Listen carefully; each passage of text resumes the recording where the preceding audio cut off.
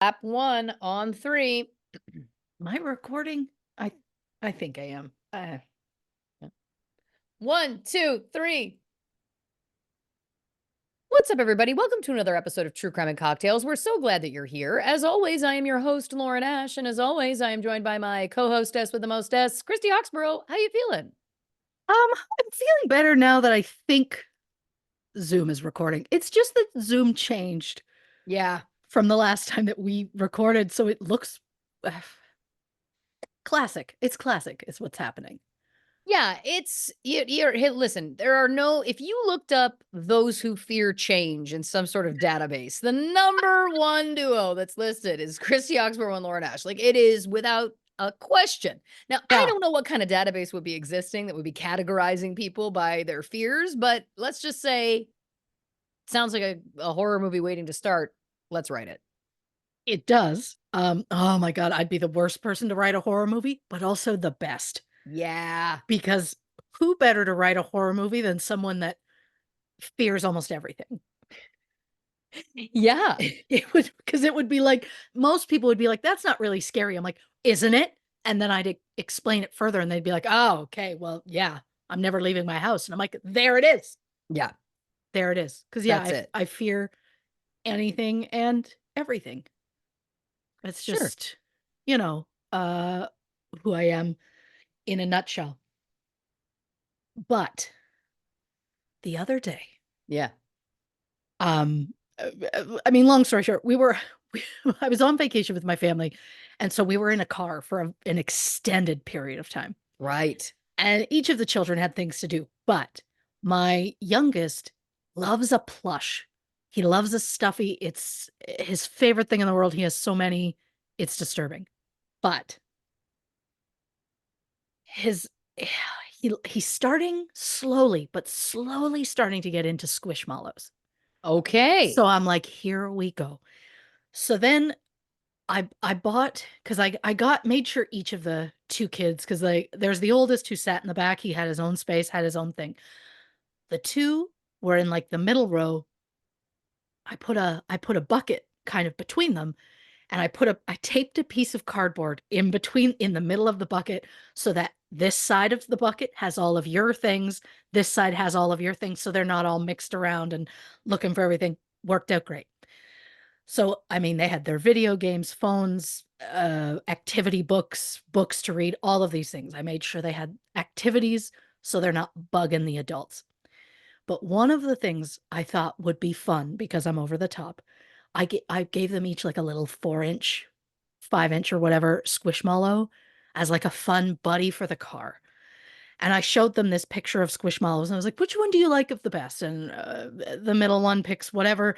The youngest one picks the hamburger. And I was like, of course you did. Of The course. hamburger's name is Carl, I love it. which again, you and I talk at great length privately about how much we love the names of the Yes. squishmallows.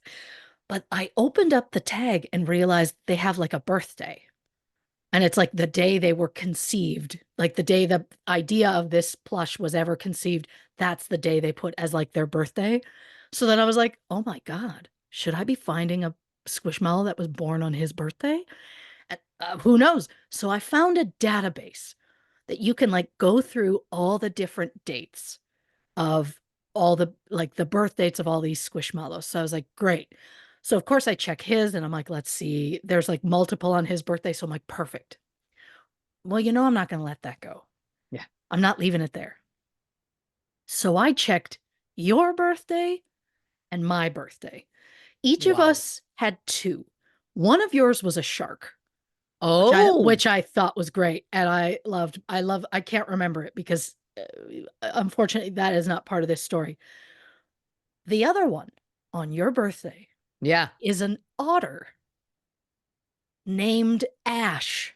Get out of town. Look at Ash. Oh my God. And she's carrying a little donut. Now, here's where the story continues. I think I had two. I can't remember what the second one was, but the main one of focus in this moment, a blue fox named Dabney. So I'm Googling these things because I'm like, well, we each need these. So I'm like, Yeah. where am I going to find these? I come across a Reddit post on a Squishmallow subreddit. Okay. And a person was like, look at my haul today. She bought Ash and Dabney. Specifically. And I was like, what are the odds that someone, I mean, obviously she wasn't buying them or they weren't buying them for the dates, but I'm like, what are the odds that those two were the ones that got purchased together? That is wild. It's not like they bought three and they happened to be in there. They bought those two specifically. And it was like, look at that. I bought these two today. And I was like, this is insane. Yeah. So now, of course, I'm on the hunt for these gosh darn things. Of course. Now, But I also love the fact that Dabney is a fox, and of course, the other one of mine is a shark, which are two of my pets. If there yeah. was a like little jumping bean, then it would be now we'd be getting Oh. somewhere crazy. Oh yeah, that would be I mean, I'm trying to think. I don't think I took a screenshot of mine You to also figure out what loved was Dabney Coleman, so I feel like it's all did. connected. I did.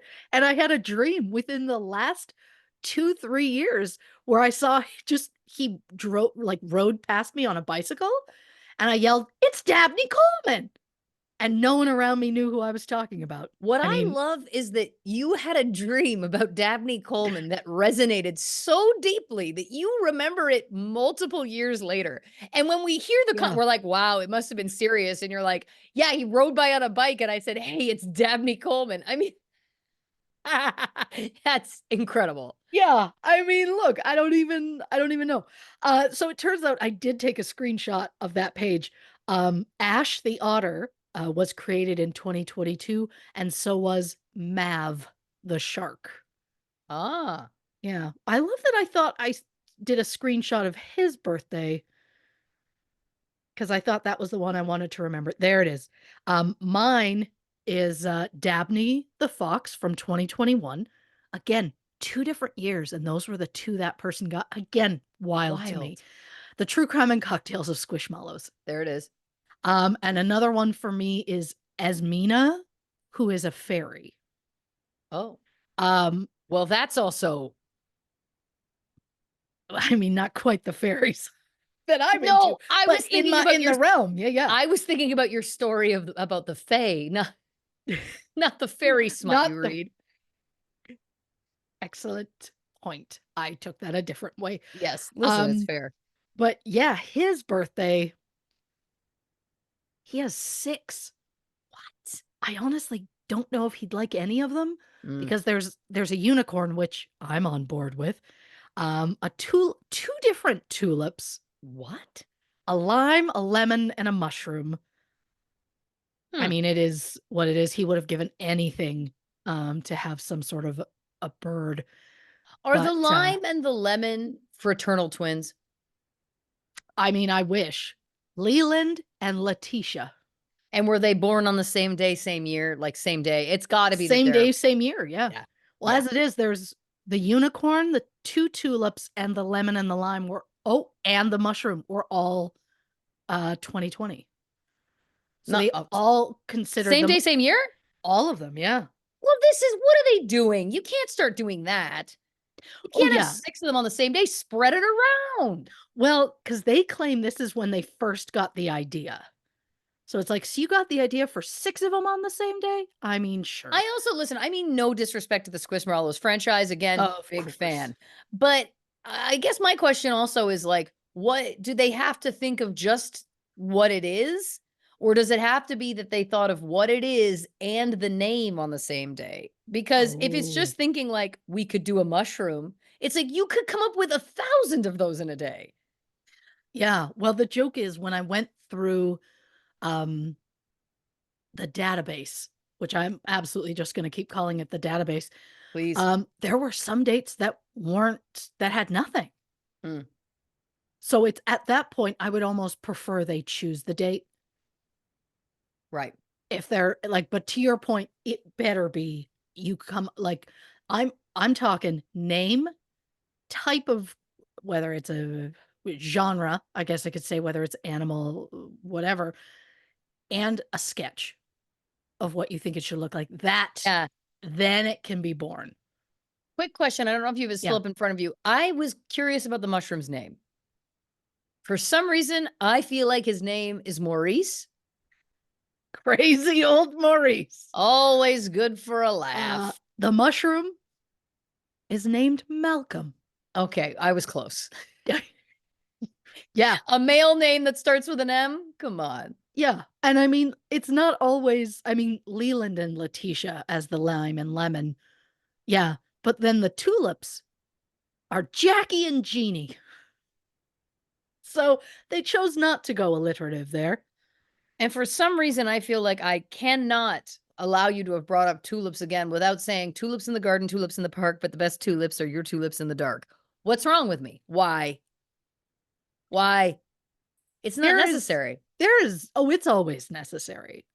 I always want to know what's going on in there. Oh, It's a mess. It oh, is it's a beautiful frightening. mess. And it's an honor to get the chance to Sometimes view it. I find myself singing in my head and having 3 separate thoughts all at the same time. That's impressive. It sounds impressive. It's exhausting. Oh, I bet. I bet. Here's something though. This is a question I Yeah, got for you. I saw sure. this on the internet this week, so don't come for me if my information is incorrect. But there is the question I have for you is Yeah. when you are thinking, not thinking, Yes. excuse me, I've already fucked it up. When you're Yes. reading a book, do Yes. you hear the voice, your voice in your head reading the words? I do. I saw that same thing Right?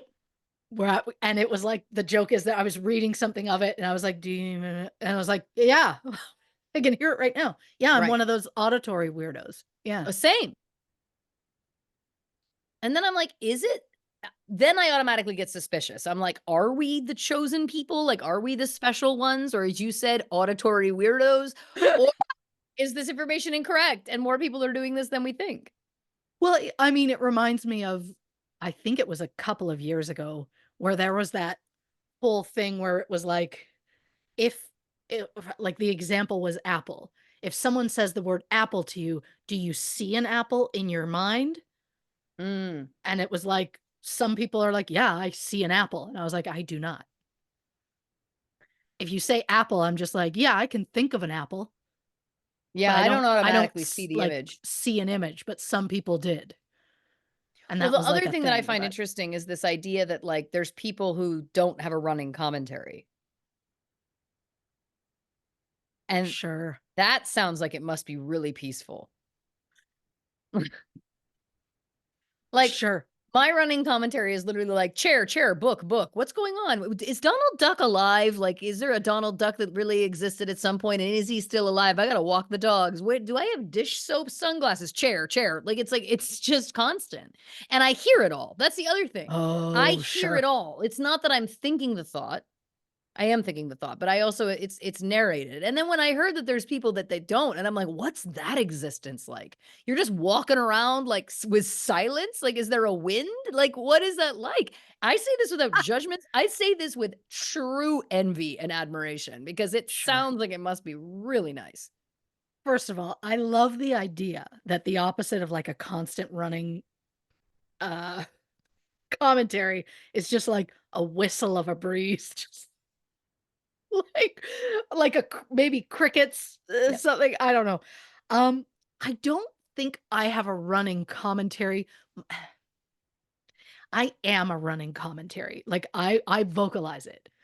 So I will be like sitting there doing just like anything and then I'm like, "Oh, I've got to do that." And then I've got it. Like I'm always listing off the stuff that I have to do and then I'll be like, "Oh, okay, I'll get up and go do this." And I'm always like I'm basically just like narrating for myself. Right. Well, what's interesting about that is like people talk about like you talking to yourself. And I have done that for sure. Sure. What's interesting is for me is that when I say it out loud, I almost giggle because it's like, why am I saying it out loud? I already hear myself saying it in my head. So when I say it out loud, it almost like gives me a laugh because I'm just like, why are you like you don't like why are you're constantly narrating everything for yourself? Then Sure. you're alone. Like, what are you doing this for? It's I don't know. Yeah. Oh, I'm not saying any of it makes sense, Yeah. but the fact, oh God, the fact that I said the term auditory weirdos and I didn't try and quote The Craft and be like, we are the auditory weirdos, mister, you know? Yeah, yeah, yeah. What a missed opportunity. Well, Don't worry, I'll take my oh, scars. Take my scars. thank you very much, Nev You're Campbell. welcome. Um, I'll berate myself for having missed that opportunity. No, I mean, you still I'll, brought it I'll back. I did. I did. Not as smooth as I would have liked, but I'll openly narrate about it tomorrow. 'Cause, you know, with me the narration's never done. Yeah, same, same. Mine's just mostly inside, mostly internal, mostly internal. That's nice for you because then you can go in public. Yeah. Because the amount of people who've stopped and like witnessed what happens here and verbally, like Mm, I will be in a store and I'll see something and I will in no way feel the need to keep it internal. Or sometimes the worst part, the internal will speak to the external. And inside, I'll be like, I wonder if I should grab that now. And then out loud, I'll be like, it may be too early to buy for Christmas at this point. And then inside, I'm like, well, if you're getting it on a deal, like it makes sense. And then out loud, I'm like, oh God, I guess we're right. Like it's a sight to see. It gets worse. I think I've been doing it for years and I've only really caught myself in the last few months where I'll like talk it out with myself right. in public. And like I've seen people like clutch their child a little closer as they walk past No. us. As they walk past us. I meant walk past me. Oh no. Is there a name that you've given for your internal monologue? No, I haven't gone full JoJo Siwa with her radical Rick and whatever she does. You do you, JoJo. Yeah. Um, but yeah, no, I don't have a specific name. I don't think of like in my head as like somebody else. I guess I'm just whiteboarding with myself. Yeah. No, it's just because you just said us, so that's why I just was honestly, I was just checking in, if I'm gonna be 100% honest. I just need to know how deep this thing goes. Yeah, yeah. Oh, I consider me one Great. person. So that's something. It's good to check in. Good news, you've passed the test. Guarantee how much longer I'll just consider myself one, but Well, listen, what are you drinking over there? I've got half a Slurpee, and then some water. I might grab something else on the break later, but that's what we're doing at the moment. That's beautiful. I got Yeah. a giant thing of water here and, a black cherry high noon, and, Oh. there's no need for this, Oh. I mean, but isn't there? I love a cherry. Like a cherry Oh, flavoring of will same. always be a go-to. Yeah. Yeah. I love a cherry flavoring. These are also very polarizing. I when I have people over, people are like, "Anything but the black cherry," and I'm like, "What? Or what are we doing?" Really? Yeah. And by people, I Wow. mean maybe 2 people. So I don't know why I'm all of a sudden writing a story that I'm having just boatloads of humans over here, and every single one of them is like, "I'll take any flavor except black cherry." I've misrepresented this. Oh, I am absolutely the person who if a single thing happens once, I'll be like, "Guess what keeps happening?" Yeah. All the time. I don't mean to. Yep. Just yeah, maybe like my brain is slowly like coming apart. You say coming apart, I say maybe it's coming together. Duh. Oh, I know. I just thought of something that I have not told you because I was going to tell you here to give you a moment to be like, "What's happening?" Can't I wait. know one of your favorite things is when we find out something about each other that somehow we never knew. Yeah. Well, in the last month of my life, first Yeah. of all, I say this two separate things, but this one will make no sense to the people, but will make sense to you. Okay. Uh, every day for the last like easily month or maybe like 5 or 6 weeks of my life, I've had at least one, if not two, yogurts a day because of your gynecologist.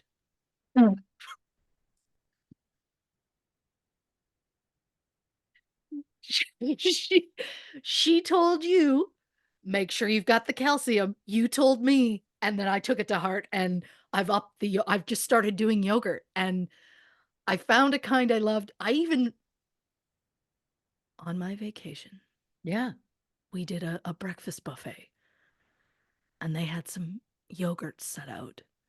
And so I had one with my breakfast, and I was like, "Good," 'cause I'm in the pattern of having one every day, and I kinda missed because I didn't get to have one the day before, because I didn't have access, so I was like, "Okay."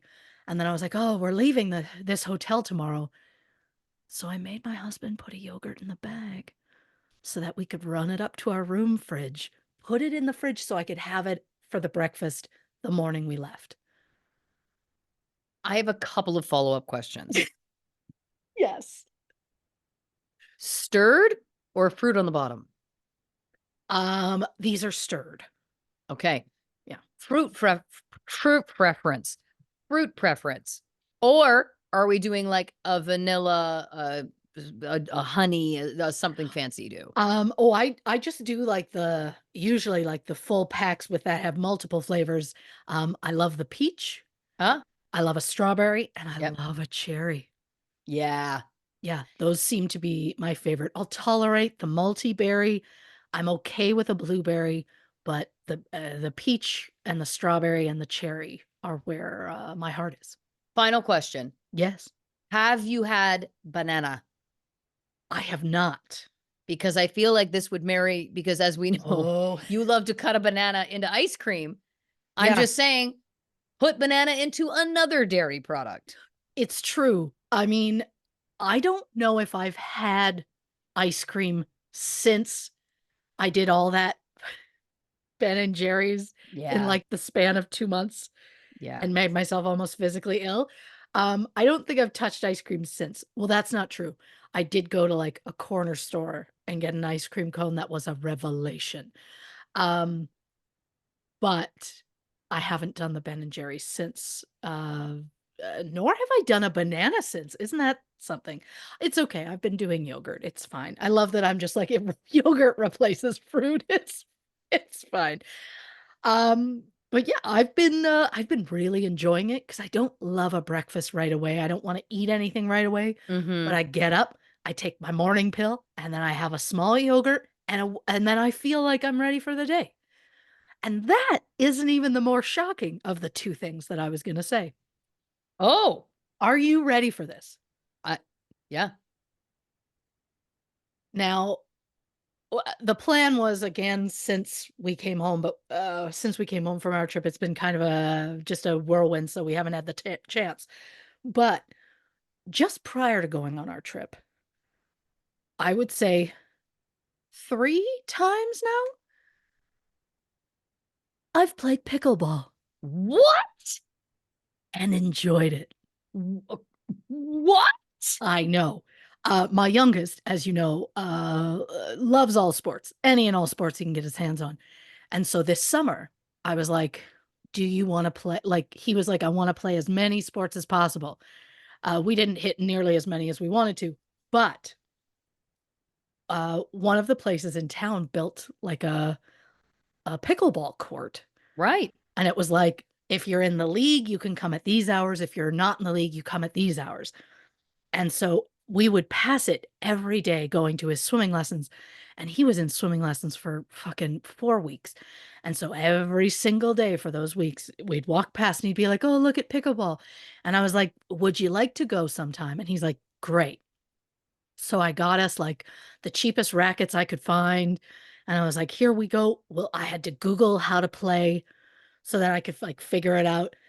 Um, and 4 of us went, and we had a grand old time. So we're like, "Should we go next week?" And it became every certain day of the week, we were just gonna automatically go play pickleball. At one point, we dragged my oldest to go play. He claims he didn't have a good time, but I think he had a good time. Yeah. Um, overall, yeah, we enjoyed it, and then it was like, "Oh, well, we were gonna go when we came back, but then I only had a day before then we had, like, a live on Patreon, so I'm like, "I just do not have time to squeeze a full pickleball because then I need a shower and all these. So I'm like, I don't have time for that. Um, and so we haven't gone this week, but he has requested to go back because he loves it, and he's just a fucking natural. I It's a love this. it's a beautiful thing. Yeah, If it's you fun. had Yeah. offered me $1,000,000 Yeah. for either of these things, to be honest, I would have lost the money. Yeah, I mean, it's not every day that someone talks about yogurt and pickleball. Um, I am realizing that those are both maybe slightly older, more mature things. I think pickleball is of all ages. Pickleball, apparently, it's like the fastest growing sport It's a or something. revolution happening, okay? Yes. And I'll say this, Absolutely. not the last time, but the time before that we went, there was like a group of older women that were having a game, and there were was a group of like, I want to say early 20s kids playing. And it just, then there was a very beautiful moment where the women were done and they were taking a selfie, and one of the guys who may or may not have been shirtless, he was, um he came over and offered to take the picture for the women. They ended up chatting. Long story short, one of the three of those women left. One went and joined the young men's game. How cute is that? So it's just pickleball's bringing people together. It's bridging gaps, it's bridging It is. demographics. I It love is. this. It is. Yeah, and it's one of those like the it's fairly basic, so Yeah. you get it, and it's just like, oh, okay, easy enough to figure out, and then yeah, my kids love it. Talk to me about the ball. The ball to go with pickleball, it has nothing to do with pickles. I'm not sure why that is a Okay. thing. I just, yeah. My youngest is relieved because he doesn't like a pickle. It's basically like a wiffle ball. Oh, Yeah. Like a I would oh god. It's yeah, I guess wiffle ball was the kind of ball. You remember those things in gym class where you have the the hand and then it scoop? has like the scoop? Yeah. We always had like a wiffle ball with the Yeah. scoop. It's very Yeah. similar to that, but a little bit smaller. Huh. Yeah, Here's something that I can't explain. You sure. just said my youngest doesn't like pickles, and I immediately, Yeah. apropos of nothing, had this sense memory of a pickle scented sticker when I was a kid. I don't know why. Oh, You remember those scented stickers? I do. That was wild. It was like I time traveled. Oh, I And love I've that. talked about pickles multiple times today. Didn't come up. It's something about the fact that I said child that It made you must be. go back. Maybe your brain did like a child. I always loved pickles as a child. Well, when I was a child, there was this sticker, and like your brain kind of took that It must route. have just been in an instant though. Like I didn't think those thoughts. Those thoughts got Well, truncated. maybe you thought those thoughts, but your thoughts are so lightning speed. Right. That's possible. Speaking of Yeah. lightning speed, very quickly, I've been taking a lot of flights back and forth to Canada, and they're getting shorter, which is what I don't understand. Like the distance, the time, and I know what people are Mm. thinking. It's the jet stream, it's the wind, and that's probably quote scientifically true. But what I want to say is if there was some kind of time travel sort of experimentation going on, what better way to do it than on an aircraft where people would unwittingly just be like, "Ooh, we landed early." Interesting. Know what I'm saying? That I find that baffling for it to be faster. It's wild. There's Like, times where it's taken me 5 hours to get back to Toronto from LA, and then recently it was, like, just over 4. Like, they shaved off so much time that then I was like, uh, is this how they're secretly testing time travel? They're like, "Let's do mhm, it in small spurts, people won't really know, they'll all be happy." I mean, to sure. me, just show me the proof that that isn't happening. Because guess what? No one can. I just love so much that I mean it there's always a conspiracy, Yep. and 9 times out of 10 it involves time travel. You're right. I couldn't be happier. My conspiracies are pretty one note. Oh, I couldn't be happier. Um, we recently went through the Back to the Future trilogy.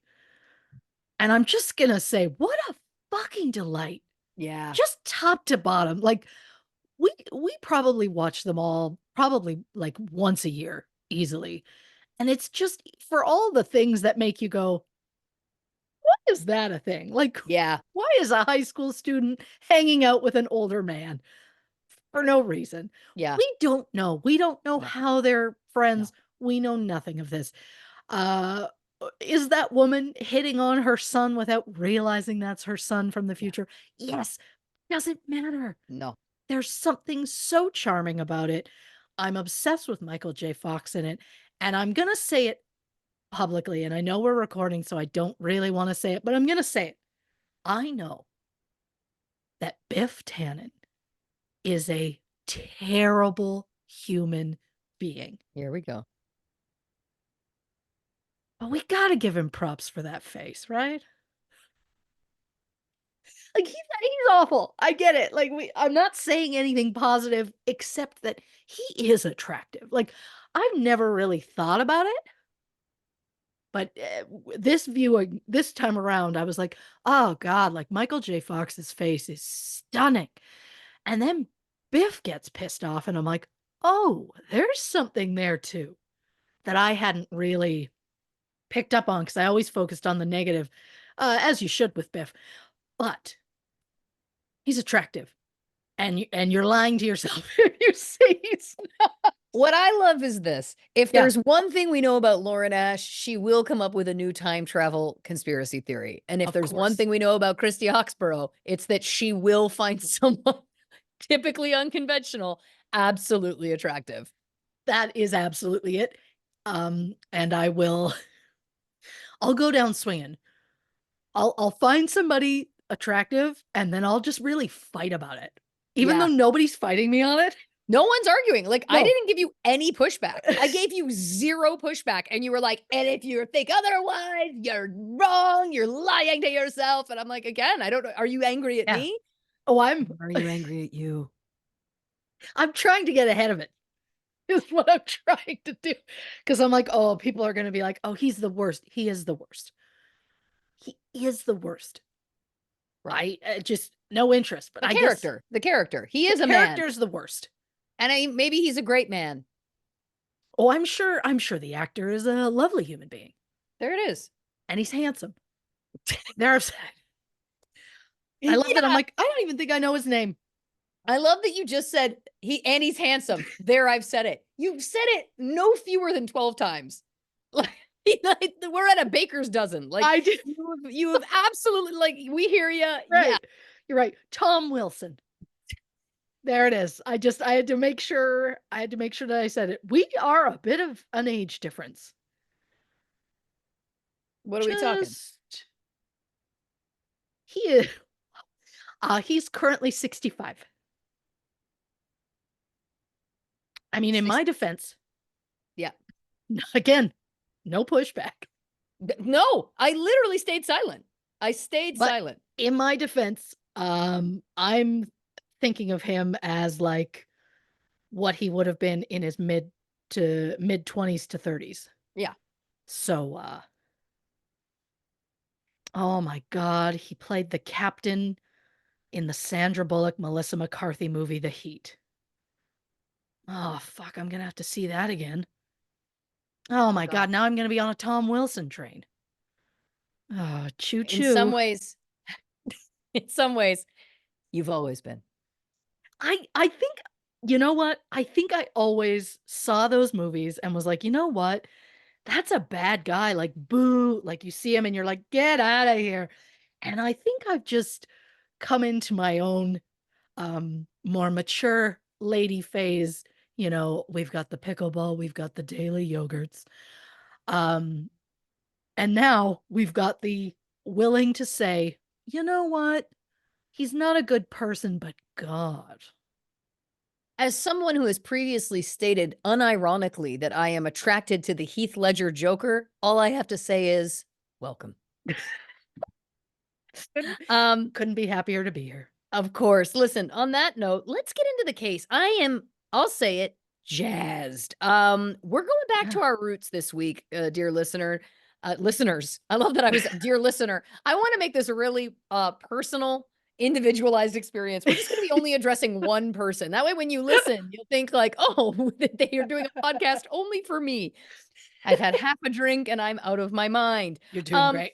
like I was saying, it's an Unsolved Mysteries episode. This takes us back to season 1 of True Crime and Cocktails, the Unsolved Mysteries edition. That's how we started, and doggone it, I couldn't be happier for us to be revisiting. It's always a treat to do an unsolved mystery. We like the unsolved cases. There's more to, to chat about and ruminate on, theorize, all those things. Yeah. Yeah. So we're of course talking the Body in the Basement episode. This is of the season 4. I mean, Is that what technically season 17, but this is considered volume 4 of of the Netflix. the new ones. Yeah. The new one's on Netflix. Fantastic. So just giving you the info. These just came out anyway this year. Point Yeah. being, let's get into some backstory. In October 2015, 31-year-old Amanda Antoni. Why did I go Antony? Like, why did I? It does. I think because the name ends in an I, it Yeah, makes it looks like Antony. right. All right. Yeah. I'm going to, you know what? Take two. In October 2015, 31-year-old Amanda Antoni was found dead in her basement. The entire scene was covered in blood, but police were unable to determine what had happened. Did Amanda somehow fall down the stairs in a freak accident? Or was she hit in the head and left to bleed out? But if it was an homicide, then how did the killer manage to leave absolutely no evidence behind? Buckle up, dear listeners, for a case that asks more questions than it answers. Because look, I watched it, came up with my thoughts, and I have since flip-flopped because I can't come up with a definitive choice Well, on what listen, I did watch this. I watched this Yeah. when they first dropped, so I'm very interested in getting into it because this one did confound me. Yeah. Yeah. And I love that I'm gonna say it off the top. Um, yes, they did come out. They released 5 new episodes at the end of July. Um, they've also just recently said they're dropping more in Yeah, October. So right. who knows what that will bring. But I'm just getting ahead of it because that's just what the aim of the game is today. We're not gonna do all 5. Yeah. We're not. There's a couple that were like, "We're," there's a couple that were like, "Oh, for sure." And then there's one that I'm like, "I don't know." So we'll see. Are they all gonna get covered? No. Yeah. Are we gonna go for the most in-depth ones? Probably. Yeah. We'll see. And then who knows what's happening in October? Who That was knows? a I mean, real we shock for them to right, say we that. won't know until we see them. But this was definitely for me of this round. This and one other one to me were the standouts as like, oh, this feels like a really kind of like interesting unsolved mystery to just to my personal preference. Sure. And the plus side, this one is in Canada. Heck yeah. Yeah. So a disclaimer, this episode will contain brief mentions of suicide, sexual assault, and intimate partner violence, so trigger warning for those who need it. Amanda Christy Lane Hogue was born June 5th, 1984 in Calgary, Alberta, Canada. When she was 2 months old, Amanda was fostered by Leslie and Linda Hogue, who already had two teenage boys of their own. A year later, Leslie and Linda officially adopted Amanda. She was raised in Carstairs, which is a small town about 30 minutes north of Calgary.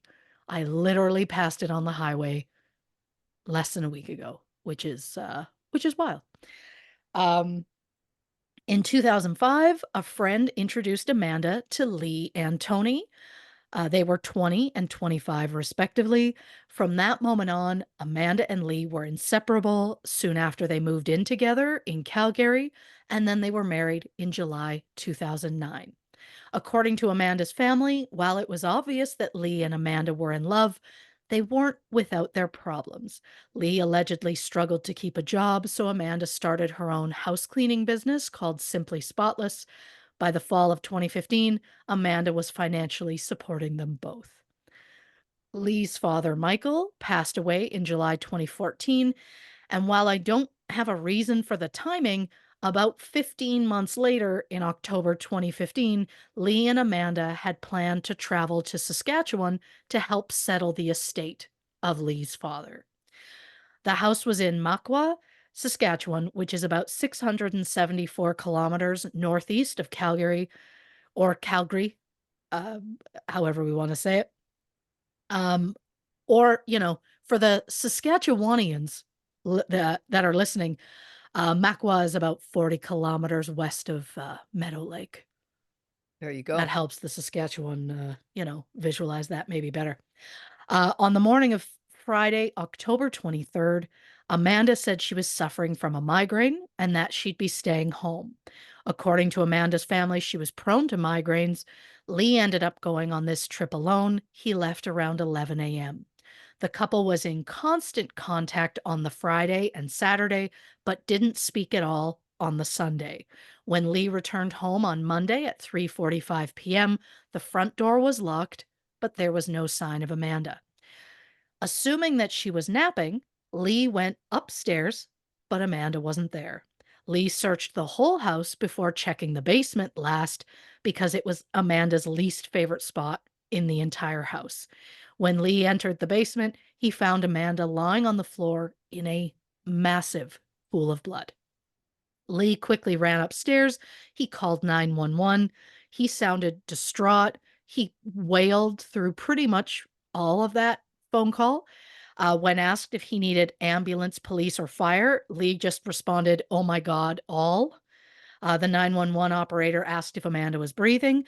Lee said he didn't know, so he went back downstairs and then told the operator, quote, "There's so much blood, she's cold."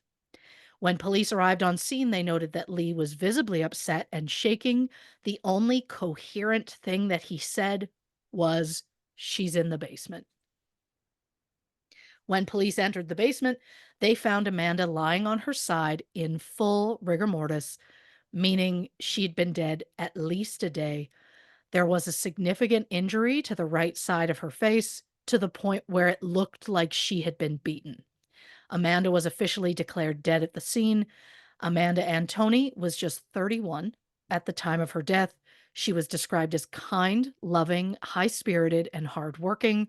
She was always willing to help out anyone wherever she could, and she often handed out necessities to people without housing. So, we're going to get deeper into it by starting with a look at that crime scene. So, in the dining room on the main floor of the house, a chair was tipped over and Amanda's phone was on the ground. Now, the show described the phone's screen as being smashed. They said it repeatedly, but they never showed a photo of it, so I don't know the absolute extent of that damage. Uh, but about 8 to 10 feet from the phone was the entrance to the basement. I will post photos of the layout on our socials at True Crime and Cocktails on Instagram and Facebook and on Twitter at Not Detectives. Because it's kind of hard to explain, but the stairs to the basement were just off the dining room. And at the top of the stairs, there was like a small landing and then just like an opening between the dining room and the stairs. Like it looked like if you're not paying attention, you could just walk right off it. Like there is a spot that looks like it should have a wall or some sort of railing, but it doesn't for whatever reason. But, and take this with a grain of salt, according to a Reddit user who claimed to have lived in that house prior to Amanda, they said that house inspectors told them the opening was to code because there's a hand railing on the opposite wall, which to me didn't really make sense, but that's fine. They also said the opening was only about 15 inches by 30 inches, so it wasn't as dangerous as it looked. Along the wall that leads into the basement, there was a shelf covered in various things, including a green ceramic piggy bank in what I think was the shape of a sheep. The face of the sheep was broken off, and there were pieces of it on the stairs in the basement, and even some embedded in Amanda's forehead. There was also a small divot in the wall behind the piggy bank, So investigators believe the piggy bank may have been pushed into the wall. And to that I ask, was there any damage to the tail end of the piggy bank? Right. Because if it hit the wall hard enough to cause a mark in the drywall, maybe there'd be some sort of scuffing or damage to the back end of the piggy bank, or maybe that divot was from something else. Right. Because we have random divots on our walls here because the people who owned the house before us tried to, I love that I'm just blanking on the word for it. Um, they tried to flip the house and they did it poorly. Right. So so the point is, was that divot something we should pay attention to or not? I don't know. They've never shown a picture of the back end of the Right. piggy bank, so tough to say. Now, down in the basement, there was just blood everywhere. I cannot possibly overstate just how much blood there was. Like there we're talking like massive dark pools of blood, random droplets on the floor, spatter, smears on the walls. There were palm prints, bare footprints in the blood, including a set of prints at the bottom of the stairs, as though Amanda stood there facing upstairs but didn't go upstairs. Um, the police said it was the bloodiest scene that they had ever walked into. They described it as gruesome. Some of the blood had swipe marks in it, almost like someone tried to wipe it up and then realized it was pointless. The episode also mentioned seeing drag marks. Um, there didn't appear to be drag marks in any of the photos, but I'm not an expert and I was not there. So there was also no sign of forced entry, no sign of a robbery, and nothing appeared to be missing from the house. So Amanda was found lying on her left side. Her slippers were near the bottom of the stairs while she was lying towards the wall to the right. Her pants were pulled down um, past her buttocks, but tests prove there was no sexual assault. So maybe it was just they slipped in the blood because again, just again, so much blood. Hmm. I think that's what gets me the most about this whole thing. According to the autopsy, there was no obvious defensive wounds. There were lacerations on her face and bruises on her face, head, back, buttocks, and extremities. There were fractures to her nasal bone, and she suffered a broken orbital bone. There Oof. were no injuries to her organs, no sign of traumatic brain injury, no sign of any hemorrhage. According to the toxicology report, there was cannabis in her system, but it was never said how much. But cannabis makes sense because Amanda was suffering from migraines, and according to police, she used her computer to research migraine remedies, and I absolutely guarantee cannabis is going to come up as a potential remedy. The official cause of death was blunt force trauma, which led her to essentially bleed to death. Time of death was believed to be between 7 and 7:30 on Saturday. However, that specific time appears to only have been chosen based solely on Amanda's phone records. Interesting. Amanda and her husband Lee were in constant contact from the moment he left at 11 a.m. on the Friday until Saturday evening. They spoke on the phone at 7:06 p.m., and 4 minutes into the call, Lee said he heard their dog Ruby bark, followed by Amanda telling the dog to be quiet. Lee said the dog then yelped and the call disconnected. Lee tried calling Amanda again, but the call went straight to voicemail. He assumed her battery died. He tried calling and texting her after that, but never got a response.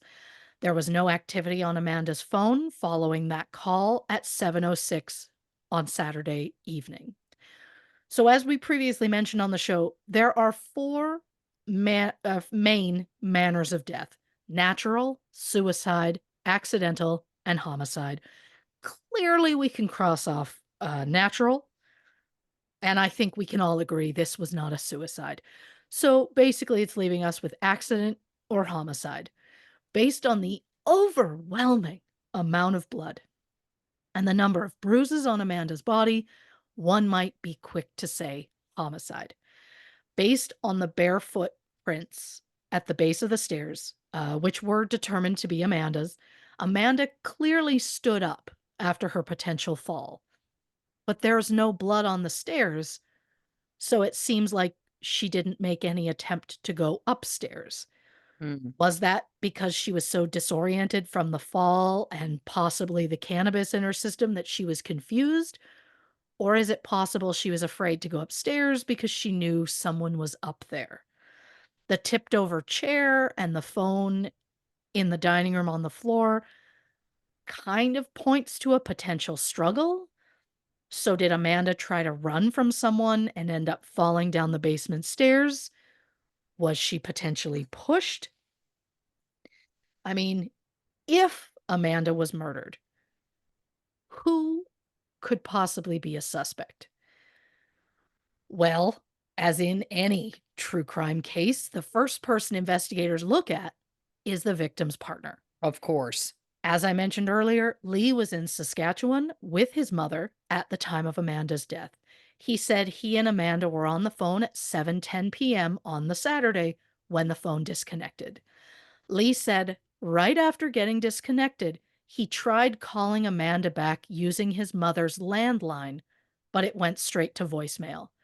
And that immediately feels suspicious. Why didn't he just call her back using his cell phone? Why'd he use the landline unless, I don't know, they had some sort of argument and he thought she wouldn't answer the phone if he Mm. knew it was her, allegedly. When Lee didn't hear from Amanda all day Sunday, he wasn't worried. He said he just assumed she was busy and that she'd call him back at some point. Lee said, quote, "You don't think of the worst." And I mean this as absolutely no shade or disrespect to him in any way. But the worst is all I think about. Same. Um, then again, I'm unnecessarily neurotic, but I'm not kidding when I say if I call somebody and don't get a response or like especially like my kids, like if I am somewhere and I call and there's no answer, immediately I'm like, well, somebody's passed out. And it's like, Yeah. "No, calm down." But Well, immediately the other thing I just wanna add really quickly yeah, is that because you and I are similar in this way, and I'm like, "How would he just not keep calling until she answered again?" If it were me, I would call, like, 85 times, and I'm like, "Yeah, okay, well, Lauren, well, you're a psychopath, then that's fine." mhm, Um, the piece that just feels a little off to me yeah, is it would be one thing if they had this phone call, they said goodnight, and then the next day he hadn't heard from her and he's like, "Oh, I assume she's busy." That I'm like, "Okay." I was sure, still personally would like check in at some point in the day. Fine.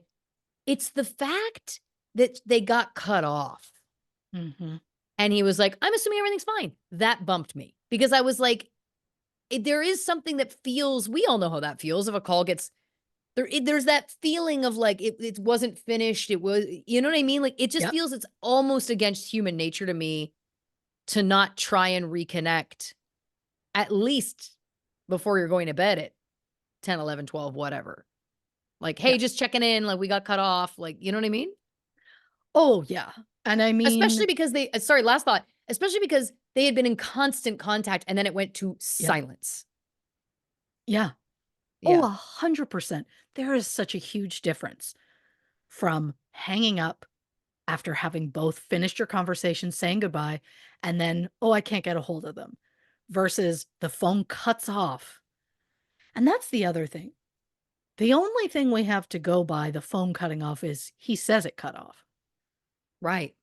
Great point. So, did it cut off or did you guys get into a fight and she hung up on you because she was angry? Right.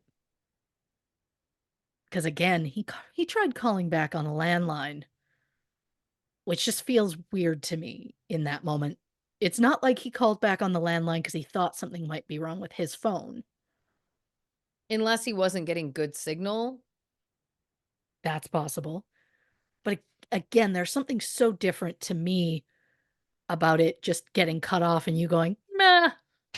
Yeah, it's weird. It Yeah. bumped me when I was watching the episode for sure. Yeah. And look, what I wouldn't give to live in the world of, oh, I can't get a hold of that person? Oh, I'm sure they're busy. Yeah. That's not how my brain works. That's not. But again, I'm neurotic, or to quote you, a psychopath, Well, because I always fear and expect the worst. yeah. That is absolutely who I am. So Lee said he assumed Amanda's phone had just died, so he wasn't worried when he couldn't get a hold of her. But this particular weekend was the first time they'd spent a night apart since they met 10 years prior. So it's wild to me he wasn't worried, even after not hearing from her for an entire day. Yeah. Especially when the last time they spoke, he heard the dog bark and yelp. And given Amanda's history of migraines, it just feels like it's more probable than not that something bad happened. It's just surprising to me there was no part of him that thought, maybe reach out to somebody in the city who's closer to her to just go check on her. Since there was cannabis in her system, maybe he knew she was smoking pot and he didn't want her to get in trouble. Like he didn't want to call the cops to do a wellness check, knowing they might show up and she's high, Right. whereas at the time, I think it was illegal at the time. I don't know. Doesn't matter. Um, but personally, I would be freaking out, but that is who I am as a person. So, to do my diligence, to get a normal, relaxed, regular person's opinion on this situation, I asked my husband. I told him the scenario. He knew nothing about this. Keep in mind, this is a good glimpse into what it's like to live with me, especially since starting this show. So I asked him, I tell him the scenario. I said, I'm home alone for the weekend. He's out of town. I said, during a phone call, the phone disconnects. And after that, I'm no longer answering my phone, texts, any of that. I said, what would you do in that situation? He said he'd keep trying. But he said by the next day, if he still couldn't get a hold of me the next day, then he'd call someone and have them come check on me. Then I added the additional, the sound of our fictional dog yelping is the very last thing he heard in that phone call. And then it cut off.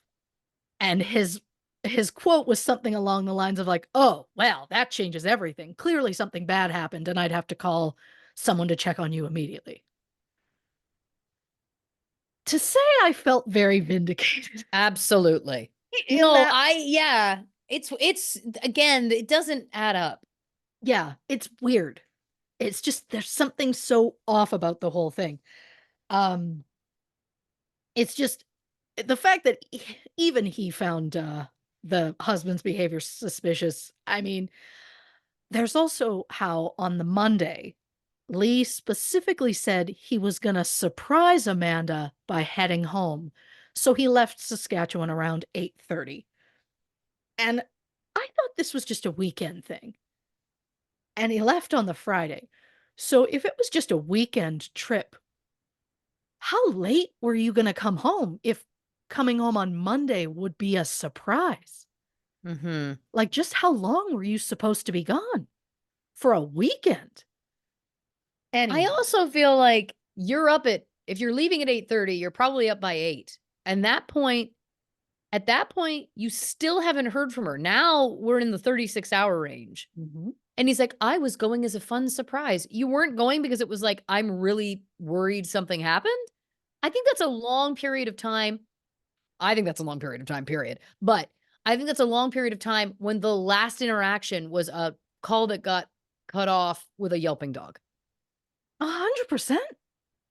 Oh, yeah, it's the fact that Monday he still had no worry whatsoever. Yeah, That again, that makes me I mean, this whole thing could also be, yeah, they had a fight. She was angry and hung up, and he was like, "Nah, she needs time." But he didn't want to admit to the police because right. that makes him look guilty, without realizing it just made him look worse Yeah. by being like, oh, I wasn't worried at all. And it's Yeah. like, you went from constant contact to what I wouldn't give to read those texts. Yeah. But so when Lee arrived home, he said the front door was locked. When he entered, he said it was clear that the dog needed to go outside, so he put the dog out the back door while he searched the house for Amanda. It wasn't mentioned in the episode, but I was curious about it, so I had to make sure. According to the Unsolved Mysteries website, there was dog urine on the floor upstairs, and the food bowls were empty. Mm, So clearly, the dog had been stuck in the house for hours at a time. right. There were also two cats named Gizmo and Meatloaf. Is that relevant? No, but if I find out, I'm going to let you know. Um, but Lee was hours away at the time of Amanda's death, so he couldn't possibly have been responsible. The police found security camera footage at every gas station Lee stopped at on his route home. I also have to believe the police used Lee's cell phone to know his location all weekend so that it wouldn't have been possible for Lee to go home, kill his wife, then go back to his mother's and act like nothing happened. And then this is the day I came home. And that's when they found, like, I need to believe they checked gas Thank you for stations. thank you for saying that because I want you to know that my brain went to the exact same spot. Cause I mean, we're talking like 7-hour drive. It's It's not comfortable, but possible. it's absolutely doable. 100%. So I need to believe that they did check that and they checked gas station security cameras to make sure he didn't come back without them knowing. Like these are just things I need to believe. Yeah. Um, with like the same belief that I'm also hoping they checked records to confirm that Amanda was in Calgary and he was in Saskatchewan at the time of their last phone call. They've never publicly given that information, but since they fully cleared Lee as a suspect, I have to believe the police did their due diligence. Is it possible uh, that, I mean, would he have had the time to kill her before he left? But I mean, someone had to be active on her phone, Yeah. so I assume not. But again, they cleared him, but I guess I just haven't yet. Yeah. I I want, also just when those that final phone call on the Saturday night at 7 o'clock, like yeah. there's we've pinged cell towers, right? Because he could have had that call on his cell from anywhere. I understand that then he called on the landline, but then it's like, did he? Was it his mom calling? Like, Do we you have know? proof that the call came in from the landline? Yeah, exactly. I mean, he's saying one thing. Are we believing it? I don't know. I'm dead inside. I believe nothing. Oh yeah, we trust no one. Yeah. Oh no. Anybody, especially somebody where it's like, oh, there was a brutal murder. It's like No. I'm not gonna be so quickly trusting of that. Um, Police did state that there was no history of domestic violence at the house, which of course could possibly mean it was just never reported. Mhm. But even if Lee hadn't been cleared as a suspect, what's his motive? Amanda was the breadwinner. It was never said at any point that there was any sort of life insurance. So, what would his motive be to kill his wife? And people were like, oh, well, they had arguments. And it's like, welcome to an adult relationship. Yeah. Adults have, like, people have arguments all the time. So, that means nothing to me. Um, but some suggested that maybe Lee paid someone to kill his wife. But again, why have her killed? And with what money? Yeah. Also, as a reminder, until that morning, Amanda was planning on going on the trip with him. It was last minute for her to not go. So it feels like very last minute for him to quickly try and arrange a murder. Yeah. And while police are convinced that Lee wasn't involved, it's difficult to look beyond the suspicious behavior. The one weekend they're apart just so happens to be the one weekend Amanda is potentially attacked. And then for Lee to not be concerned when he didn't hear from her for more than a day, even though they were in constant contact leading up to that. Again, it's just all so suspicious. But the police cleared him, and it seems like he's not involved. However, Lee told police that his sister might have been involved because he said his sister hated Amanda. Now, according to Lee, his sister Crystal had been struggling with substance abuse, and Lee and Amanda were concerned for the well being of Crystal's daughter. So Lee and Amanda contacted Child Services, and Crystal's daughter was removed from her home. I don't know how long before Amanda's death this happened, but years later in December 2020, Crystal publicly commented that she hadn't seen her daughter since 2018, and she was still at that point going through legal battles to see her. Hmm. In her diary, Amanda wrote that Lee told her that Crystal had no respect for Amanda and that Amanda was the reason that Lee didn't have any friends and didn't see his daughter, which is the first time in this episode that a child of Lee's was ever mentioned. Right. So I couldn't confirm that Lee had a child. This was just reading a diary entry, so I don't know. Um, and also, Amanda's obituary mentioned nieces and nephews, but no child of Lee's. So, I mean, maybe the child wasn't mentioned because they had no contact. Maybe there was no child and she didn't mean his child in her diary entry. I don't know. Um, but police interviewed Crystal and could not find any evidence linking her to Amanda's death. Police also suggested that maybe Amanda had company over that night, insinuating that she was having an affair because she was wearing fancier underwear than usual that night. However, after spending hours going through Amanda's electronic devices and her social media, they found no evidence of any kind of affair. Also, there was a basket of laundry on the top of the basement stairs, so maybe the underwear was simply chosen because it was the cleanest pair she had that morning. Maybe it was just the first ones she grabbed. I don't know. But then it's suggested that Amanda was attacked by a random intruder. We know the front door of the house was locked, but Lee can't recall whether the back door was locked or not, and the neighborhood was said to be sketchy at best. They lived in Castle Ridge, which is in northeast Calgary. According to areavibes.com, the crime rate in Castle Ridge is 27% higher than the national average, Oh, wow. but the number of violent crimes in the area is 1% lower than the national average. Interesting. So, is it possible that on the one weekend that Lee was away, someone tried to break into the house? I mean, it seems unlikely. Anything is possible. But since nothing was taken from the home, it doesn't seem like Amanda's death was a robbery gone wrong. However, the Gurneys, who live next door to Lee and Amanda, said they heard the dog barking around 7 p.m. on Saturday, and another neighbor told the Gurneys that they saw someone running through the Gurneys' backyard around that same time that night. And since it seemed that Amanda's head collided with the piggy bank, they're kind of suggesting that someone broke into the house without a weapon and then attacked Amanda with the piggy bank. Now, in the photo of the piggy bank, which again I will post on our socials, right beside it, like literally right beside it, is a utility knife.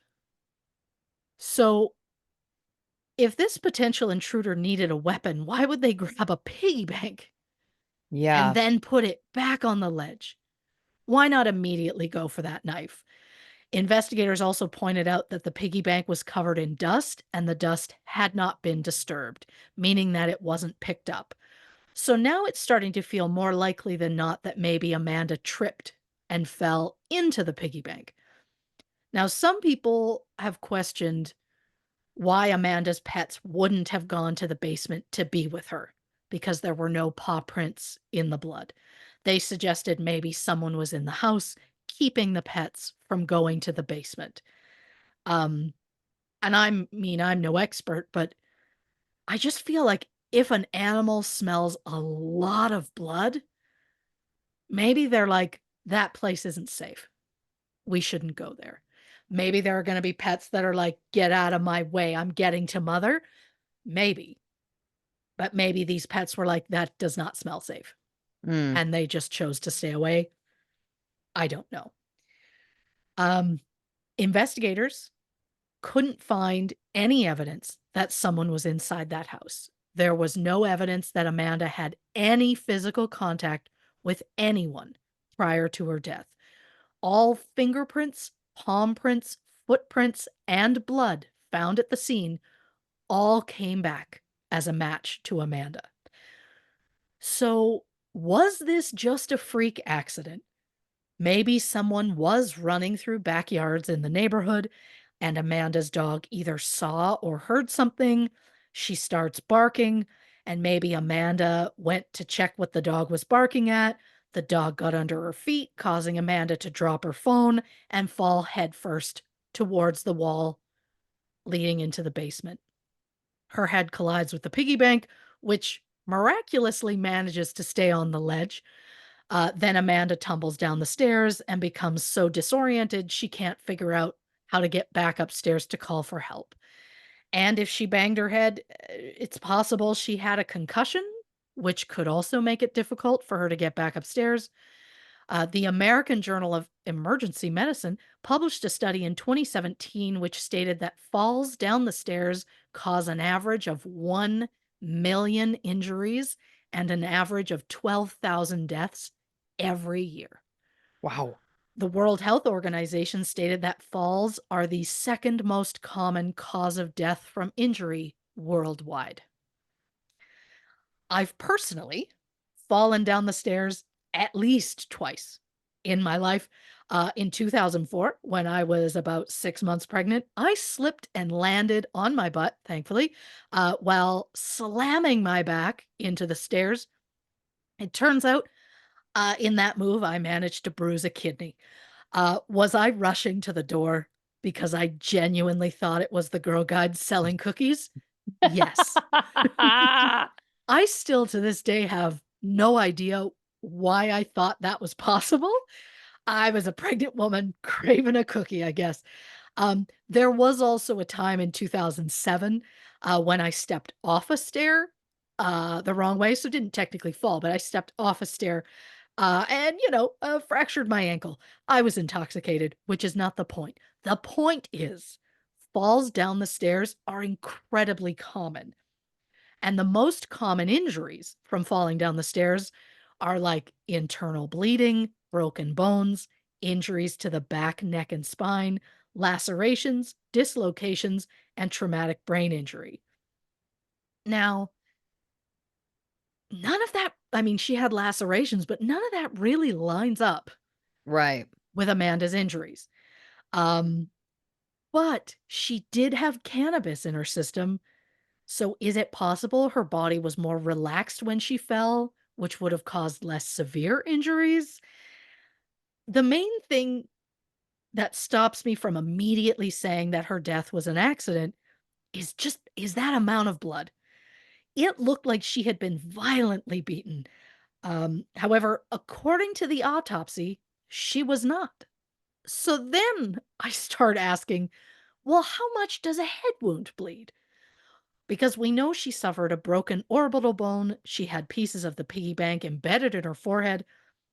Well, according to Alberta Health, and I'm not sure why Alberta Health was the place that came up for me, but it was. Head wounds, even small ones, bleed a lot. Since the brain requires so much oxygen, about 20% of the blood flowing from your heart goes to your brain. And since there are so many blood vessels close to the surface of the skin, even a minor cut on the head can bleed heavily. according to emergency physician Troy Madsen. And I say that as though I spoke with him. I did not. Quote, the scalp is very thick skin, and because of its extensive blood supply, even small lacerations to the head can lead to very large amounts of bleeding. So maybe the amount of blood makes sense since it was a head wound.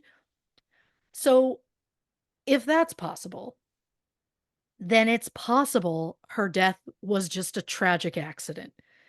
It would not be the first time that we have questioned whether a fall down the stairs was an accident or a murder. Somewhat lengthy stair related death side note. Hell yeah. Because you know I was gonna. Um, Now, I wouldn't recommend Googling stair related deaths because there's a lot of them and it's overwhelming. Um, but I found four specific examples to give us a variety of, you know, this sort of injury. So, for example, in July 2022, 73-year-old Ivana Trump died following a fall down the stairs in her New York apartment. Her death didn't appear to be investigated in any way, and the cause was found to be blunt force injuries to her torso. A pathologist ruled Ivana's death an accident. Making things so much more suspicious, 6 days later, Ivana was buried at Trump's golf course in Jersey. I could get into the conspiracy theories about all of that, but nah, Yeah. we've got other things.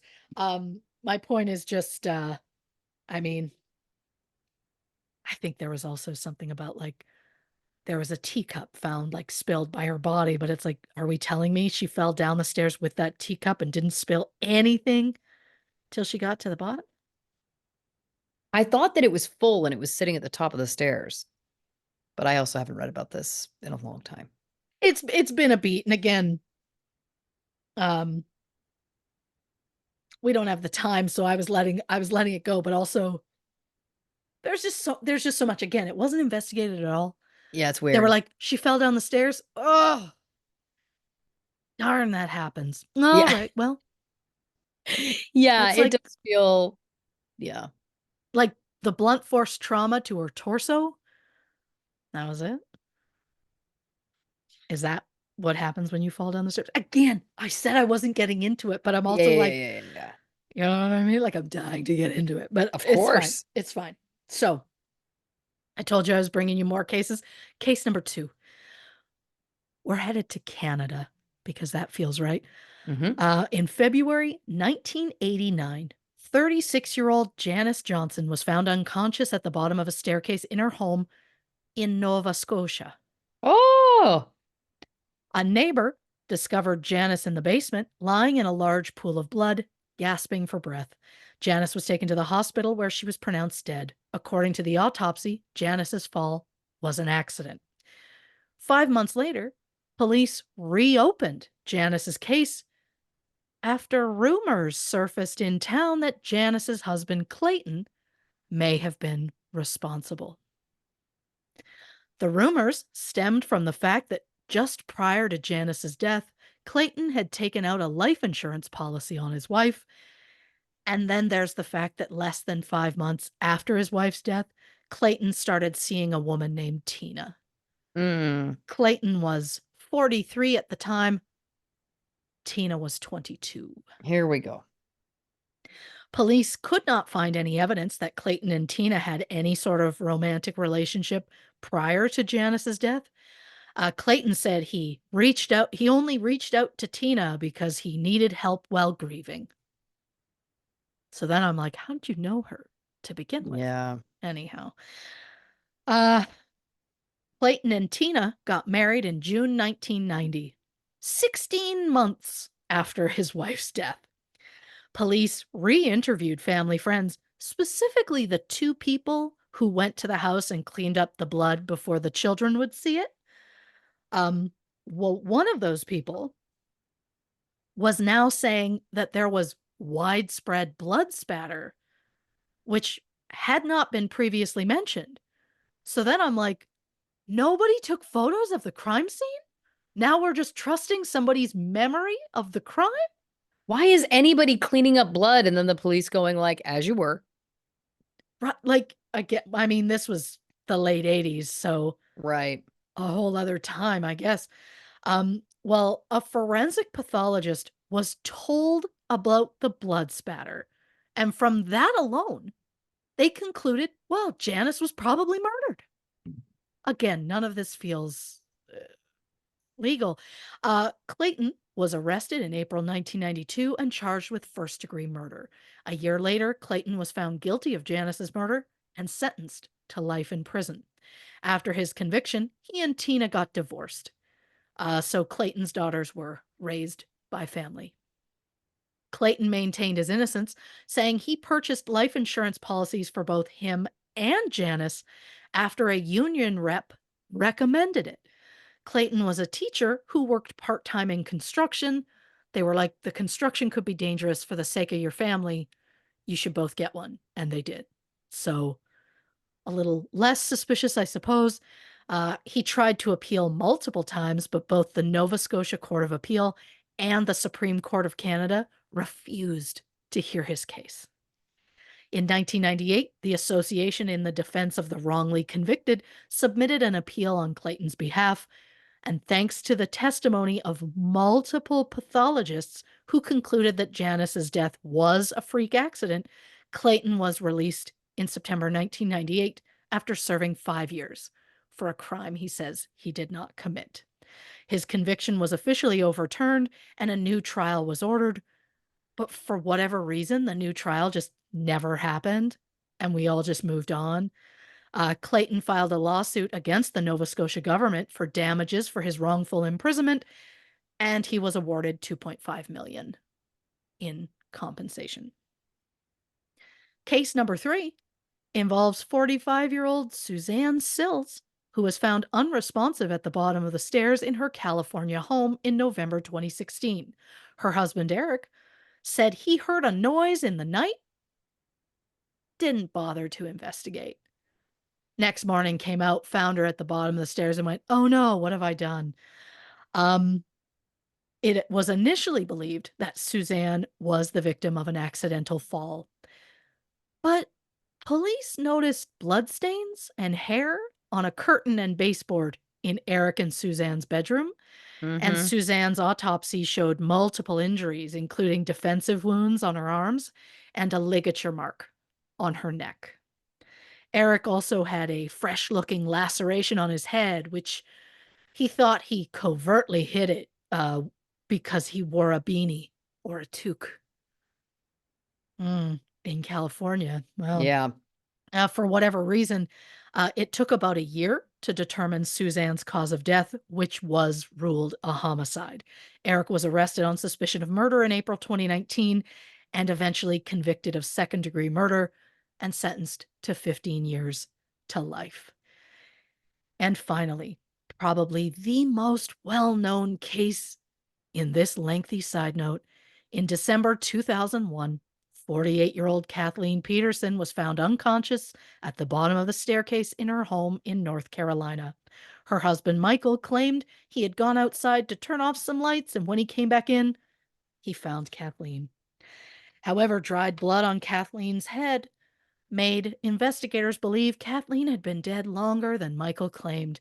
It was believed the couple may have gotten into a fight when it was revealed that Michael had more than 2,000 explicit images of men on his computer, as well as emails where Michael had arranged to meet with a male escort. In October 2003, Michael was found guilty and sentenced to life in prison without the possibility of parole. Throughout the entire trial, Michael maintained his innocence, although I'm not sure anyone truly believed him, especially when Kathleen was the second woman in his life to die from a fall at the bottom of the stairs. In 2011, a retrial was ordered after it was discovered that the blood spatter the blood spatter analysts had given false and misleading testimony during the original trial. In 2017, Michael entered an Alford plea to voluntary manslaughter, which means he's admitting that there is enough evidence to convict him. Um, but he's not outright saying he did it, but he's also not saying he didn't.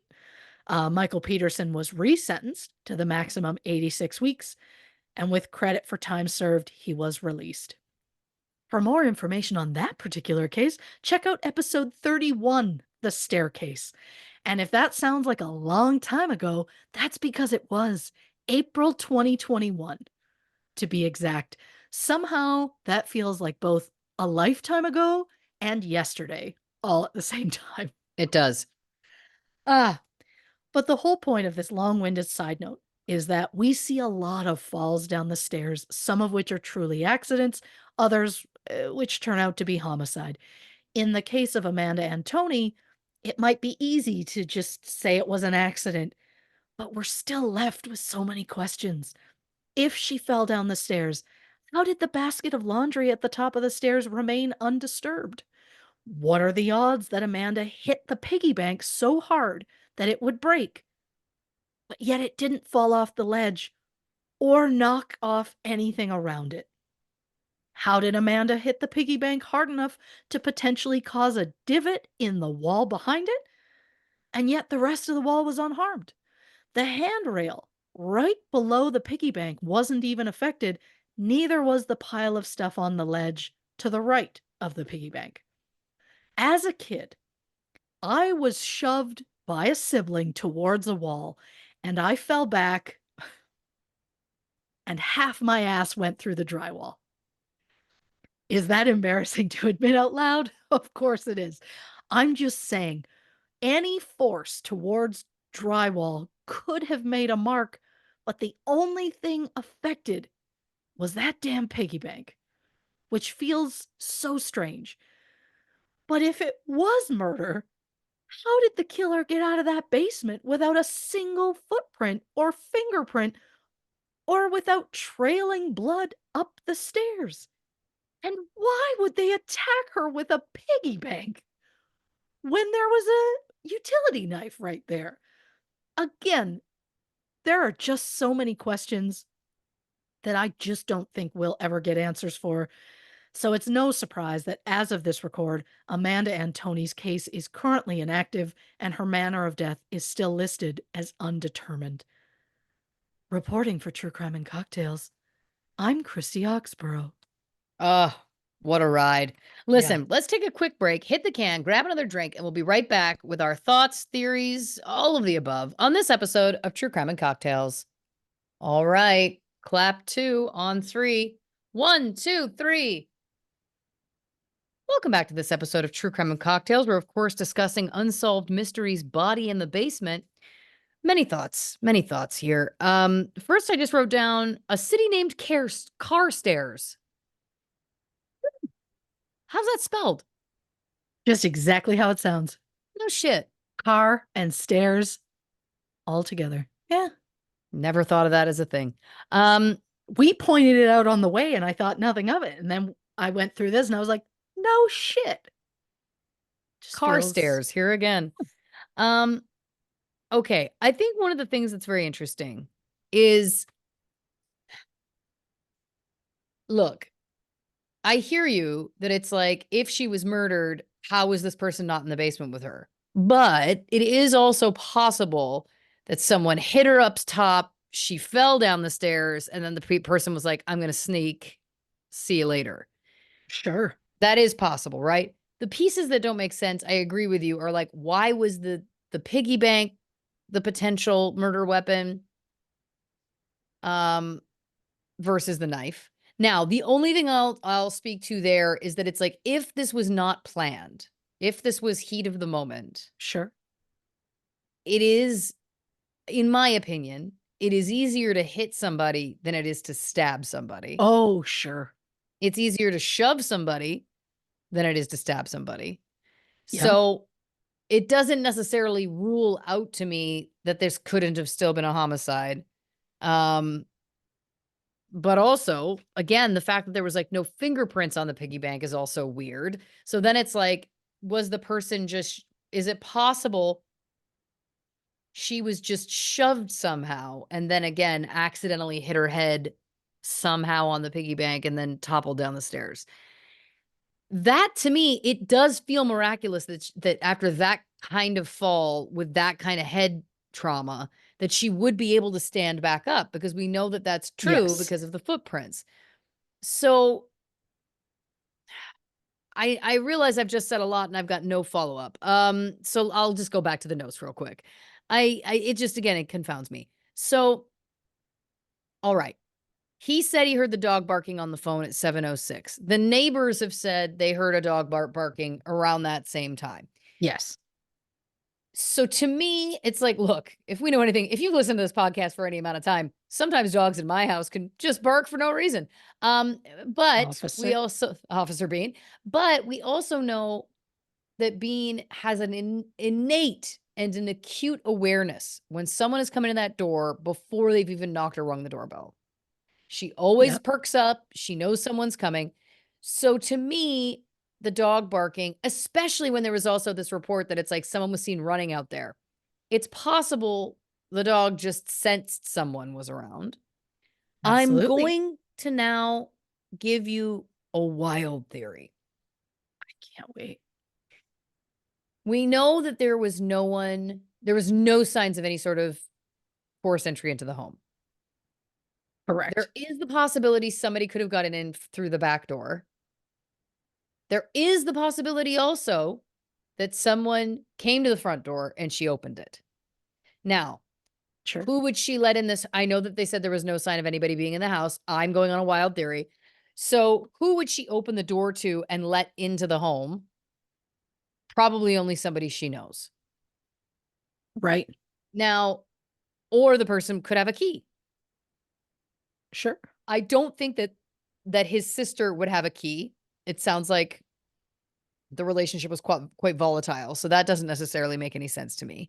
The Sure. only thing that could happen there, again, I know she's been exonerated. I'm just going on a wild theory. Is it possible that either someone she knew came to the front door, they have some sort of argument, it gets heated, the push happens. Sure. Then you're saying, well, how did they get out and lock the door? Well, again, there would be a lot of speculation there. Other possibility, person knocks on the door, she goes, lets them in. She closes the door, locks it behind them. This happens, and then the person leaves out the back door. Yep. Now, the problem once again becomes, what the hell's the motive? The only person that does have a clear motive is Crystal. Crystal does have a clear motive that she does Yeah. not like Amanda. Amanda was one of the reasons why her child gotten taken away from her. Yep. That's some huge stakes.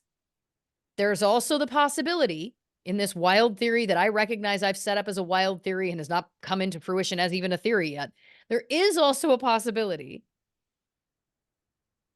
go with me, she Yeah. was supposed to be gone too.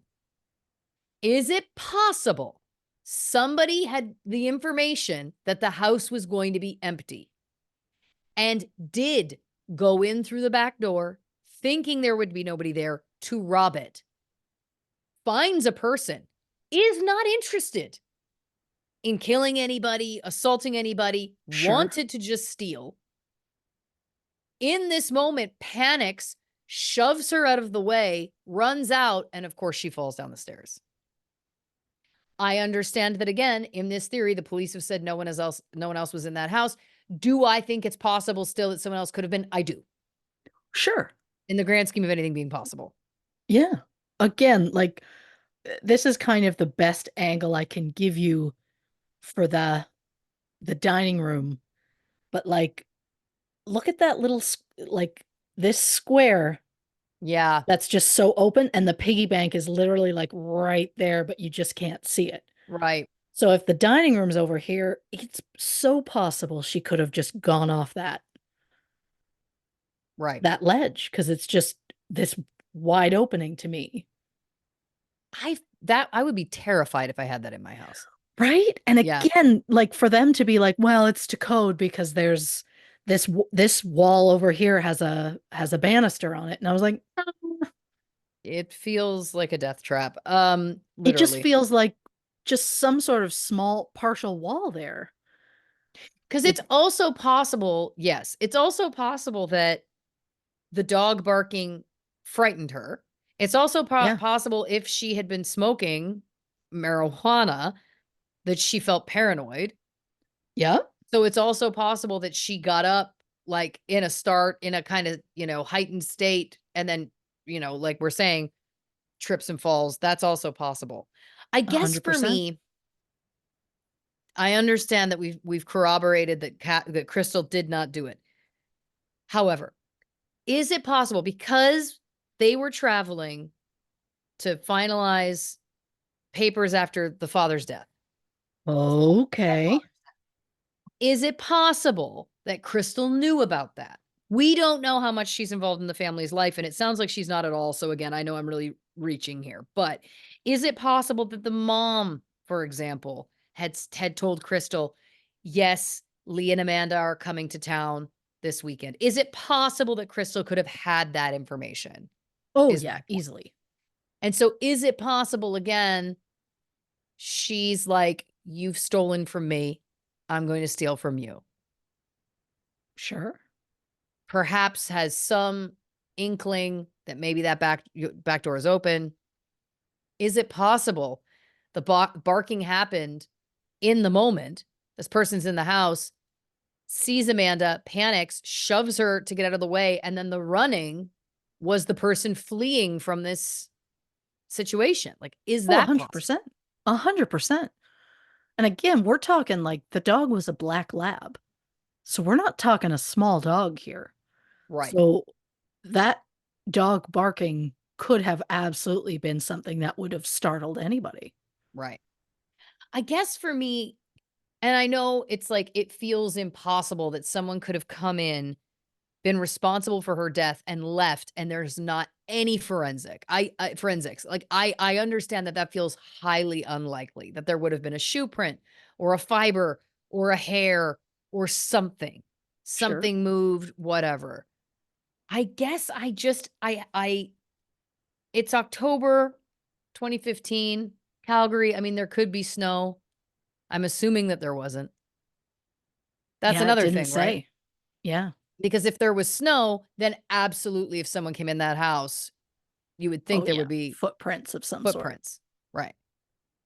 But if it's fall and there's no snow, I feel again like it's possible there was no footprints. Like I just again, I and were they you know how it goes. It's like when they get on a track about something, it's like Ivana Yeah. Trump. It's like, well, oh, she fell down. Oh, that's too bad. Like how much was being Yeah. done in terms of this? Because when it looks like there's absolutely nothing there, then I could see them being like, it was an accident, right? I guess Oh, yeah. it's again, it's the blunt force trauma being the cause of death. So it's like, well, was the blunt force trauma the piggy bank hitting her head, or was it her head hitting the floor? Mm. Or her head hitting multiple things? I assume it must have been the piggy bank because I mean she had the pieces in her forehead and she had a broken orbital bone in that same, but again, it's like the part missing from the piggy bank wasn't that big. Mm, And there was like a bunch of it on the stairs. So I guess I'm just shocked that that would cause that big of a wound. right. And again, how did it stay on the ledge?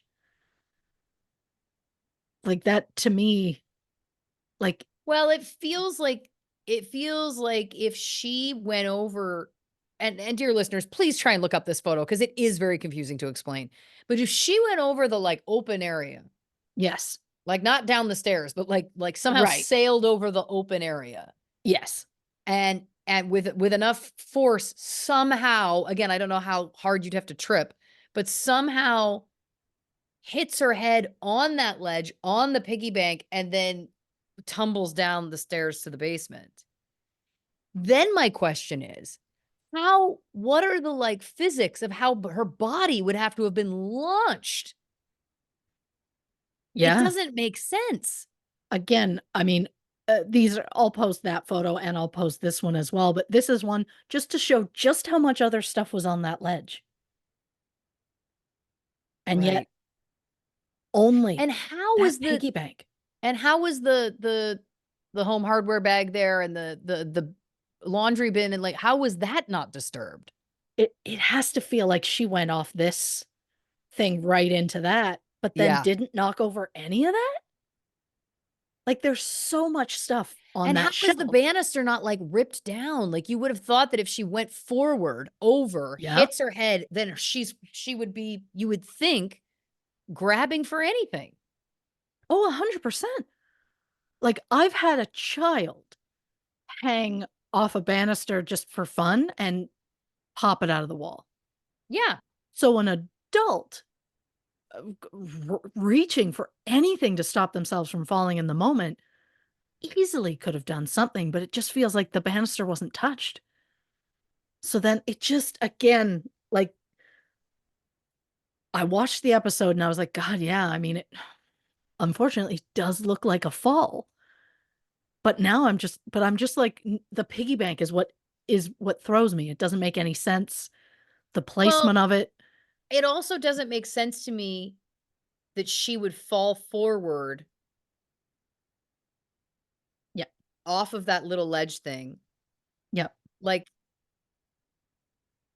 again, she would have to, it feels like that has to be how she, because if it had been the back of her head, if the piggy bank had hit the back of her head, then it would be sure, like, "Oh, she accidentally backed up, she took a step too far.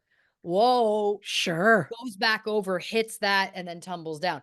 That I could buy. It's the fact that it's the front of her head, right? So it's like she Yeah, would have had to, again, taken a header off that thing, which then yeah, also makes you feel like she was pushed, or it was such a freak accident that it's like, we'll just never know because it was, her footing was so fluky. right? Like, Yeah. it's also so, like, I assume that's the spot she went off because that was directly across from that piggy bank. But then her arms didn't come out at all. Like, she didn't reach for the banister, she didn't like, "Oh my god, I'm falling," like anybody like, if you fall forward, your hands are like, "Oh my god," trying to do something to brace yourself. Because if she put her hands out, she woulda knocked stuff off that ledge. So it's like, was she conscious when she went forward? Well, that's a great question too, and if she was not conscious, I mean, did they do a tox screen? Oh, did they did, because they knew that there was cannabis in her system. So, Right? if there was something harder, we would have found out about that then. Also, how much cannabis was in her system? Yeah, they How didn't how say. Right. So again, it's like, also, if she's a recreational smoker, there's the feasibility that you'd have to have a lot in your I think you have to have a lot of weed in your system to actually pass out. True. You can get pretty stoned and be pretty out of it and still be awake. Like, you know what I Yeah. mean? Oh, yeah, like, everything about this together doesn't make sense. It doesn't. I don't even though he there are very suspicious things that occurred, I don't think the husband was involved. The only thing I'll say there is, again, he leaves, the whatever, they're on the phone at 7 o'clock. Where was that phone? Again, if they ping the cell towers, great. I'll rest my case, Your Honor. But if not, yeah, it's like, it's possible he could have driven back 7 hours. You could, I mean, we all remember the story of the lady that drove all that distance peeing in diapers. Like, there is things that you can do. Yeah. Um, but then how much motive would he need to kill her? Because there's 7 hours of drive time to calm down. Great point. So it's like, this would have had to been so premeditated, so thought out, so planned that Yeah. it again, it just doesn't add up. It Oh, just doesn't add up. 100%. And again, there is absolutely no motive. If there's no life insurance policy, she's the breadwinner. The only other possibility would, of course, be heat of the moment. That something happened in the moment, right? There's some sort of altercation that's out of character for them, or maybe in character for them. Again, domestic violence often gets unreported, so we would never know. I'm not accusing him of anything. I'm just saying, statistically speaking, um, That's the only other explanation would be that it was like there was some sort of heated argument that went too far. She gets shoved and this horrible thing happens. But then it's like, so then what does that look like? So he's at his mother's house in Saskatchewan. He drives back Yep. 7 hours. So let's say, I don't know, I'm speculating. Then he gets back in the car. He drives back 7 hours. He's there on Sunday for the day. Then he drives back Monday morning. Like, is it impossible to me? No. Is it likely? No. Yeah, it seems like a lot, but it's like, did they speak to his mother? Was she like, "Yes, he was here the whole time, he didn't leave, Can we whatever." also trust the alibi of a mother for a son? I mean, no. But it's just I keep thinking he says the phone got cut off, and I just keep thinking, is it possible because he called her back on a landline? You're right, it easily could be something about sketchy service, but is it possible they had some sort of an argument? Maybe she was like, "You know what? I'm done. I'm leaving you." And then he was like, "Oh my god, what am I gonna do?" And then he was enraged, gets in the car, speeds there, and gets there 1, 2 o'clock in the morning, confronts her, there's a big argument, whatever, something shoves her, and then races back. Well, and I what I'm mean, realizing is there would still have to be footage of him at a gas station. I don't think there's any cars that could have 14 hours of gas in the tank, oh, right? yeah, he would absolutely So, have to stop. It's just my question is, did the police check? yeah, Because he told them, "I drove back on Monday. These are the gas stations I stopped at." And they checked the gas stations for the footage and we're like, "Yep, there he is coming back." So we know he came back that day. And I'm just like, did you check every gas station between Saturday and Sunday to make sure he didn't come back early and then go back? To your point, I could see him being angry, but like, he'd absolutely have time to calm down unless he spent the hours driving, amping himself up and being like, "She can't leave me. I'd have nothing." right. And was like full panicked. And at that point, it's like middle of the night. I mean, again, do you know where his cell phone was at all times? And did you check security cameras at any possible Right. gas stations Saturday night and Sunday? Because also he could have left his cell phone at his mother's house, so it was gonna still ping off those cell phone towers, even if he It's was making true. this travel. Yeah. He also Like, could have left in the night. She may not have even known. yeah. I mean, again, I love how quickly I was like, yeah, I just don't believe it was the husband. If it was the husband, this is how I think he'd do it. Right. But yeah, I'm just dying to know about that final conversation. And again, like, people said they heard the dog bark. The only person who was like, the dog yelped was the husband. Right. So did he add that to make it sound like someone broke in? Right. Again, I mean, it just makes no sense. There's just so much blood. And then she got up, but then didn't try and go up the stairs at all. I And mean, if that piggy she's bank will yeah, the haunt piggy me. bank is a real kinda anomaly here. I think again, it's like if she hit her head that hard and that was, what killed her, Yeah. I guess I could buy the idea that she, like, gets up and just try and then just goes back down. I could buy that. It's just, it's so tragic because we'll never know. And it's Right. tragic to me the idea that someone has like a fluke accident in their own home. That's tragic. It's tragic that if there was someone else involved, we'll likely never know about it because there's no evidence. Like it's just it's such a sad one to me because there's just no way to know. The only people that would ever know are whoever allegedly did it. Oh, 100%. And if at this point they've gotten this far and they're like, well, police have nothing, they're not about to come forward. No, no. They might deathbed confession at some point, but then Yeah. they might just be like, never going to talk about it again. And often I've said it on this show a million times. Often the simplest explanation is the truth. And I think that the simplest explanation for this is, of course, that she very tragically fell and had a bad accident, and that's what happened.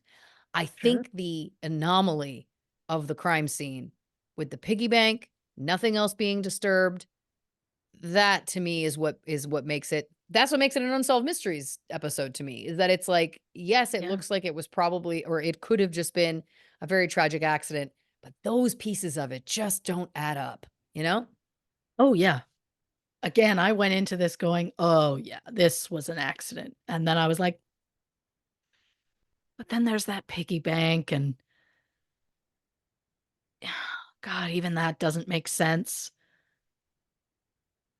because there didn't appear to be any blood on the stairs.